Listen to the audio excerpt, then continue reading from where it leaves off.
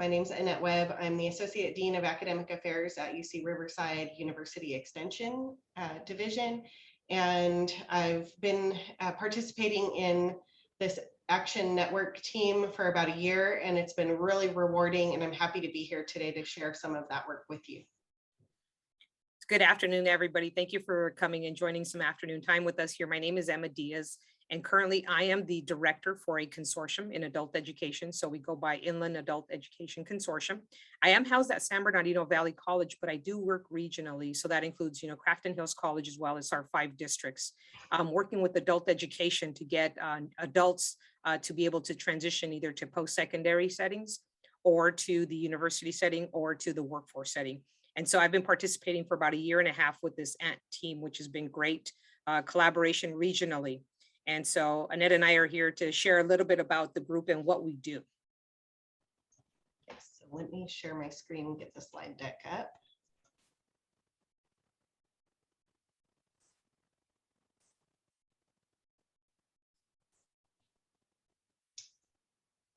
Okay, so we are discussing the Returning Adults and Professional Education ANT. And what we wanted to share first is who the participants are in this group. And you'll see that it's a broad variety of people and partners who come together for these discussions. And what I've found really kind of professionally rewarding is to hear the voices and actions and ideas from all of the people that participate in this ANT. Such talented people who bring really unique perspectives to the conversations, and it's just really, it adds to my own professional growth, and it informs my practice. As much as we work as a collaborative, it's also informing the practice across the board of other institutions too. So I did try to get all of the logos of the people who I've had on the listserv, and I hope I didn't miss anybody, but this is just a fantastic group of people to work with. And so what is the purpose of our Returning Adult Network group? And so again, we had to create and carry out strategies coming together as a region. As Annette said, we had community colleges in the room, universities in the room. And one of it was trying to come up with a common language, of what it is we were doing. So with the purpose of returning, it was to put together a plan for us to address a lot of those adults coming back to school. So the team vision really was about the returning adult learning sector in the Inland Empire, which includes both San Bernardino County and Riverside County, and access to the comprehensive network of who all of us were. We know what we do individually, but this was how do we get adults that are returning that need resources for them to know what it is that we offer them and how these resources can help them achieve their goals. That second bullet, we talked about their needs and how we meet them as lifelong learning and educational attainment across multiple pathways, because we kept saying there's multiple pathways getting on, whether it's through adult ed, coming to community college, finishing a GED, finishing a high school diploma that wasn't completed. All of these on-ramps lead to us back into education, and it's how do we best on-ramp these students to get them to their goal. Realizing the potential that we had. And I know Carlos this morning talked a little bit about the data and the need in our area. And we have tremendous potential in the Inland Empire to really establish ourselves with logistics right now and how we could transform economically the region. And then the last bullet was that they have achieved dreams because they have the tools to cultivate a vision, mindset focused on goal attainment and self-efficacy that transforms lives and communities in the region. Talked extensively on the changes in mindset initially of our own students, but that included our own mindsets. The purpose of our group was for us to embrace how different each one of us was, acknowledging that each one of us had different kinds of data we needed to collect for our own funding, what the purpose was of each of our roles in the community, but then how can we leverage what makes us an entire group, and how collectively we had more resources to be able to offer these students, and how changing the mindset of going to either college, getting a certificate for workforce. It's like, how do we take that mindset and convert it into a growth mindset for the region. So those were the initial dialogues that we had. Again, part of the first parts of coming together was just getting to know who was in the room. As we know, trust is really important. And I'm going to say the first couple of meetings was really just getting to know who was in the virtual room, absent being in person, and then developing that trust that we were all looking out, for each other, that we were on the same team, even though we respectively had our own day jobs to go to. We still came together to be able to say, what are those things that we have in common, and how can we offer that to a community to be able to uplift everybody? So why do we need this, Ant? Well, I'm sure all day you've been hearing about the data, the statistics behind this work. Less than 30% of adults in the 2-county area have an associate's degree or higher, and only 22% of IE's population overall has a bachelor's degree or above. And then when you look at the racial and ethnic disparities in education, it's really, it's very motivating. So our group dug into this data to see, what specific pathways and support systems do we need to put in place to be able to change these numbers. This is a graphic representation of that previous slide. We recognized when we were reviewing this data that we needed to know who were these people. So what specific populations do we need to kind of define, and then how do we create on-ramps for them and meet them where they are in their lives to re-engage them in the educational system. And so that was part of building out a tactical plan, which you'll see more about next. And that was really kind of the driving force behind our work. And what was important about the different members of the ANT group is that we each work with segments of the population in our programs. We're not all working with all of the population. So again, that's what's so beautiful about this ANT and bringing in the different colleges and partner organizations, because everyone's reaching out to different segments of the population, and how we leverage that and create pathways and on-ramps is really what is important in the next steps of the work. So the results in the work in progress, and we call it a work in progress because we still are meeting. Again, we were off for the summer, so we'll be meeting again, I think next month to continue our work. And so first we created a vision and a strategy statement for us to focus around our work, to keep us centered. We produced a tactical plan, which I'll show you a shot of it in the next slide. But what I want to say is, we were very serious about what we were doing when we came together. These meetings are professionally facilitated, which is really beneficial, because when you have an independent person in the room, it really allows each one of us to be able to bring out the richness of what we do and how we do it, and then have somebody be able to collect that information and then put it in some kind of a representation, a document for us to be able to work off of continuously. So we build, every time we have a meeting, we are building on the ideas of what we established previously.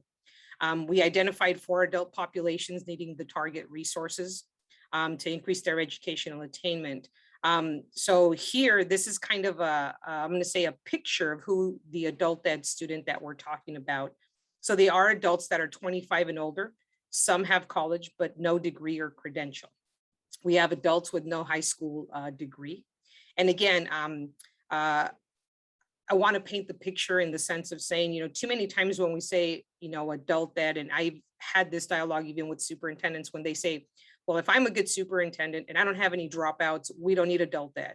And no, it's quite the opposite. Adult ed is so much more for our community, because it involves individuals, yes, who might not have finished a high school diploma, but it's also a lot of our immigrant population.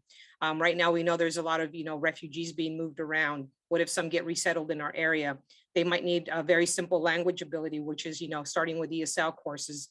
They might already have a degree in their country and they're college educated, but need to start somewhere. And navigating our education system is not easy.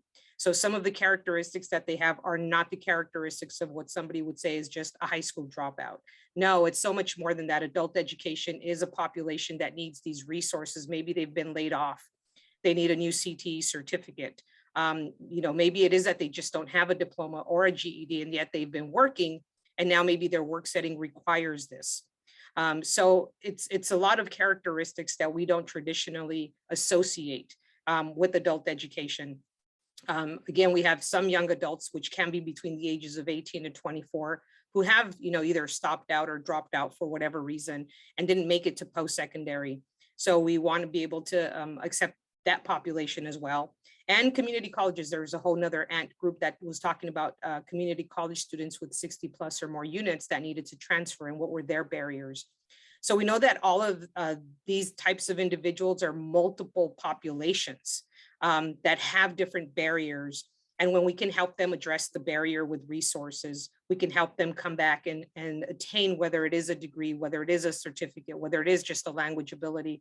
There's so many different barriers that they need to overcome just to get that energy going to come back to work on some kind of a goal for themselves. And so this is a snapshot of the actual work. And when we started, this was blank.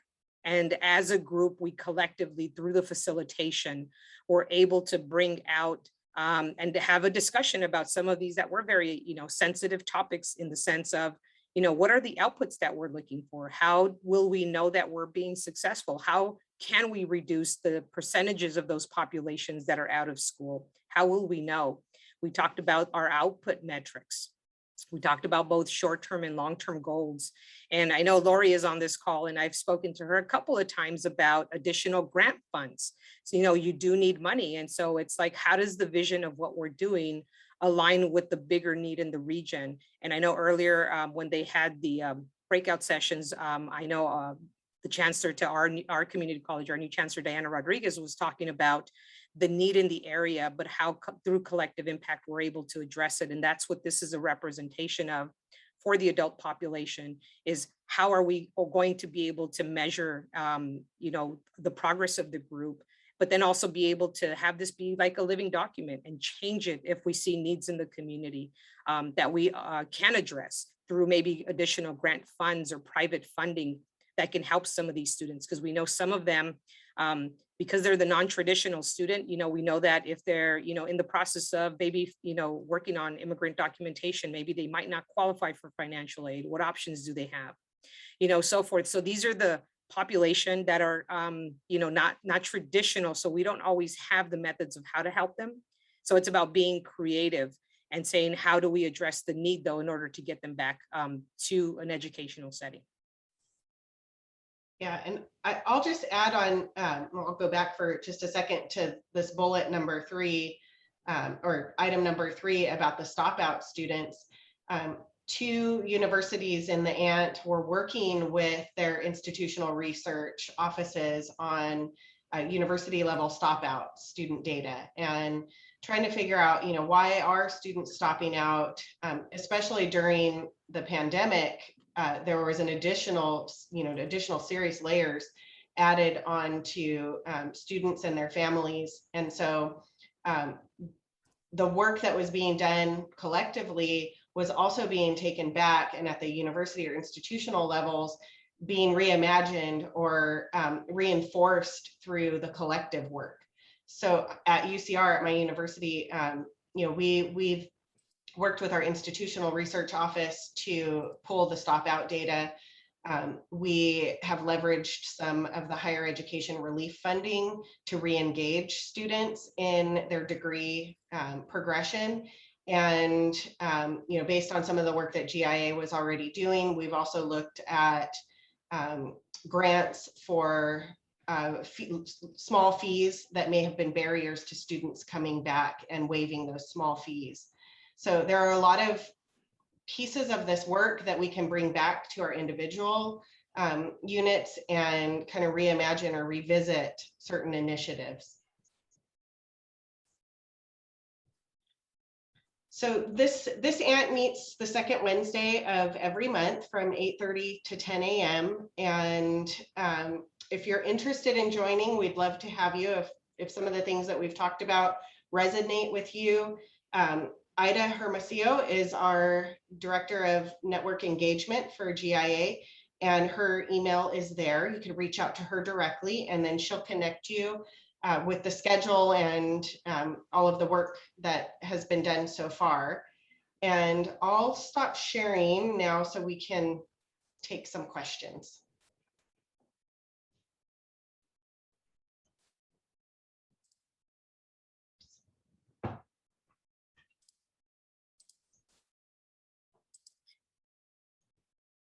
I know the one thing we didn't talk about also was having, I think it was the Department of Education that came in to speak about finance and the issues with student loans. And that was really interesting to be able to hear from them directly about what the challenges are, because we do have students that maybe owe funds to campus, and that's why they're not coming back, because they know that they're delinquent on something. So we spoke about the sensitivity of, financially the struggles of our students and how do we help them overcome that. So I'm going to say that, I'm on many different committees, and this is one that always excites me because I feel like we're making some great progress regionally on how we could reach out to this population of adult ed. And again, they're really, individuals 18 and over who are looking to be able to connect again to education, a certificate, to be able to upskill themselves. And, again, they always say, if you want to get children out of poverty, get their parents out first, because they're the ones. And so when we talk about poverty in our area, it's how do we get the skill sets to our adults that they need in order to progress and move on. And really what that does is it uplifts the whole community, which is what collective impact is really about. We want to hear from you if any of you have any questions or, comments. Can I always have questions, just FYI. If you're in a group with me, I always think of something. The other day, I think I was getting my nails done. I don't remember, but I came across, I think it was this girl sitting next to me. We started talking and I said, I'm at the University of Laverne.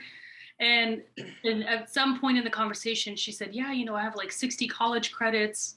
And, I said, why don't you finish your degree?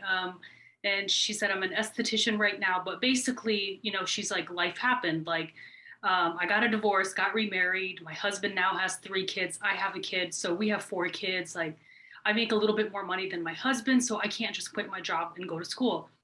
And I've worked in higher education, not as long as a lot of you on here, but for about 10 years. And that's a current theme, it's either, well, I can't afford to go to school. All of that involved. And then the other piece for adults is they have children at home. So my question is, has there been any partnerships with like specific organizations throughout our community or on a state level to address this issue so that more of our adults can educate themselves and go back to school? We did have pretty significant conversation when we were building out our tactical plan.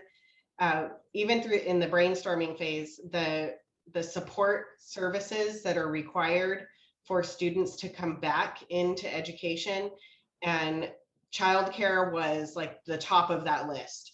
How do we provide childcare for young mothers or even professionals who have families, and elder care and child care are now components of their regular family life. And so those were things that, as we started to focus on specific pathways, we saw where we had to align supports. And then it makes it easier once we do these tactical plans, as Emma pointed out, it makes it easier to go ask for funding. Okay, well, if we want to target this population, we have the data to support that this population needs to increase educational attainment, but these are the required supports for them to be able to even start on that path. Then we could write collectively, we can write proposals to get funding for those kinds of things. So those were a lot of our our discussions in the ANT. And I think part of it is also kind of acknowledging or what do you call it, source mapping, who is doing what right now. And we talked about that. And I know that earlier, like I said, our Chancellor Diana Rodriguez talked about, when she talked about the cradle to career roadmap in the terms of what are we doing from end to end. And it was, we do have a child development program and daycare on our campus. And it's connecting students that want to enroll at Valley College, to those programs that are there for parents, the food pantry, those kinds of things of saying, we have the resources to be able to help you. But then there's other people in the community that don't know about it. So I think, events like this are really important, because when you listen to the presenter, then listening to our chancellor, I found out a lot of things about our campus that I didn't necessarily know, because sometimes, we're such a large campus, especially, community colleges, universities, we're all kind of fragmented ourselves on the campus, where unless you interact with them and you're on the other side of the campus, you don't always know what's happening. And so I appreciated that she talked about what are the support services we do have, from the cradle to career roadmap, and for, infants all the way up to, their parents getting degrees. So I think that we do have resources. We're just barely now connecting each other to those. Yeah, we also talked a lot about that resource mapping piece and a communication strategy that's regional, that shares with the broader community about all of the available resources. So one thing that we experience at UCR Extension is people don't always know about us and know what we do, or they don't know the value of a certificate program in a professional space. And so how do we start mapping out all of the resources that each partner brings and communicate that in a broad regional strategy, and reinforce all of the things that make each one of our institutions really special? Say the purpose of collective impact is to be able to take the resources that everybody has in the room and bringing that to the group. Let's see, there is a comment in the chat from Angela. She says, childcare, including teens, is a huge subject. A lot of parents like myself do not want to leave our children home alone. Sometimes I wish that childcare included teenagers, because some programs did not. Another thing that keeps us from graduating out is finances. A lot of us do not get financial aid, so we have to find other sources to provide income to fund our schooling, and it takes longer for some of us to finish. Thank you, Angela, for that comment. Yes, you are correct. And I think our chancellor did mention how we're trying to bring better financial, I'm gonna just even say, I think she called it more, not necessarily training, but financial just exposure to all the terminology and how loans work and what kinds of financial aid packages are out there for even our own students, in filling out that FOBSA. But also it is very complex. And that's one thing she pointed out, was the complexity around finances and how we need to do a better job as educators to be able to get that information to our students and help them through the process so that they can tap into those financial resources. Angela, I saw you come off mute for a second. Did you want to speak to your comment? I was just speaking along the lines of, a lot of us don't, like, including myself, I don't get financial aid anymore, because I went from, I didn't know what like I was saying in one of the groups earlier, like I went from child development and nursing at UCR and RCC, and then I moved away from that area into the Chaffey College District, and then and I was gonna do the computer science department, and then and Chaffey College evolved into other departments like business and other things as time progressed. And then I took the colors test. It kind of differentiates like what departments you kind of score highest in, and then I scored high, really extremely high in business. And then so I just ended up going into the business department because of the colors test. Even though I had already previously did a lot of ECE units as well as the nursing. And then so I kind of took like a jump for it and was just like, well, it's telling me I have really high scores. So, and then so it was just like a little bit of everything, while everybody's like, some students, a lot of students drop off the planet of schooling. I just decided just to go with it and just take like a little bit of courses here and there to kind of figure out what path I kind of liked, rather than dropping out completely off the face of the thing. Because I knew that if I dropped, then I don't think I would have ever continued or figured out what path I really liked, or even got the taste of equity or any other departments along the field. So I'm definitely glad of what I kind of chose to do. I definitely wish that there was more things, financially wise, for people like us. And I definitely appreciate that I had like a little bit of money this summer with the GIA team. I've been putting that money aside in like a little envelope, for like books and supplies, because I don't have financial aid. Um, and it definitely helps a lot, because even with scholarships, on a short note, even with them, you never know as a student if you're going to get them. Like, you could have the saddest story or whatever kind of story, and it's not 100% guaranteed, because you got to fill out this, that, the other. It's just a lot of complication. I'm just like, wow, okay. And I've tried many different ones.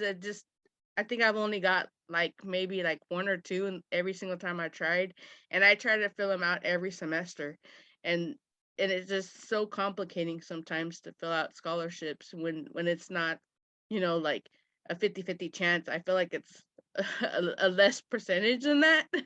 So sorry, I'm just rambling. It's a little stressful sometimes when it comes to the money part, being, trying to show my daughter that yes, you can do this. Yeah, it's taking a little bit of time, but because my daughter's supposed to be coming into the, figure out what past stuff she wants to. She's going to be a junior next year. So, and I know that her career path, she either wants to be a policewoman or some kind of detective or something along that kind of thing. So at least she's got that part squared away, which I didn't have that part squared away. But, it may or may not change. I don't know. But she's had that dream since she was little.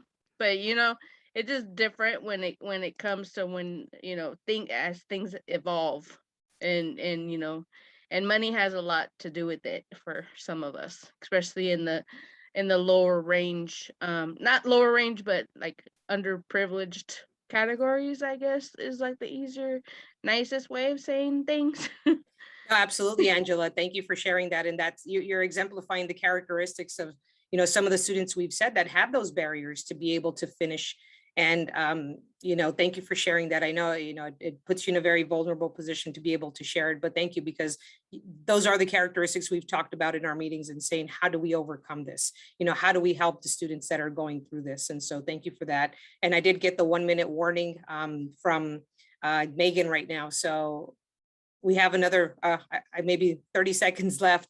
If there's any other, questions, concerns, we did put Ida's email up, or you could probably contact anyone through GIA to get her email address. Yeah, Megan, join if your interest is piqued. It's such great work. I can't say it enough. It's so personally and professionally rewarding for me to be part of this. And I see it as really part of my professional growth, my career growth, because I'm seeing a regional reflection of the work that I do in my own unit. And so I just really encourage you, if it's something that's speaking to you, to reach out and join it. and thank you, Heather in the chat said great presentation. Thank you, Heather, and thank you everybody who came to attend.